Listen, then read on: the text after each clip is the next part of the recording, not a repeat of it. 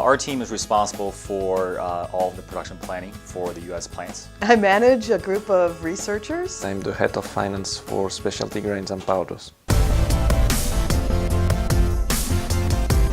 The Diversity Inclusion Council to me is a group of different people coming from different businesses and different functions, and we are a very diverse group ourselves. I think of it as an advisory body to the executive committee, and I also think of it as the people who are getting things done in the area of implementing the principles of inclusion. So typically organizations have an identified function for diversity and inclusion. We're definitely very different in which our diversity and inclusion efforts are led by the people within our organization. When you have people who they have this work in their day jobs and they're naturally bringing principles and these concepts to their work, that helps in a very different way. As I came in, joined, and then going through the activities, I noticed really this is really for me.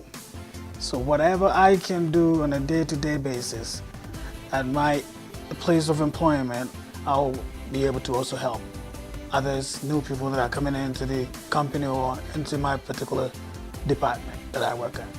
It really is a passion. It's something that I think everybody should be able to have access to, the freedom to be themselves, and to be themselves in all parts of their life. It's about what Saint-Gobain believes in, I think, on a global basis, so that we can bring new talent into the organization, new ideas, a fresh perspective.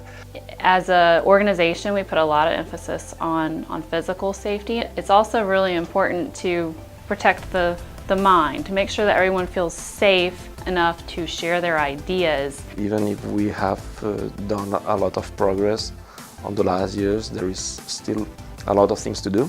It's hard work.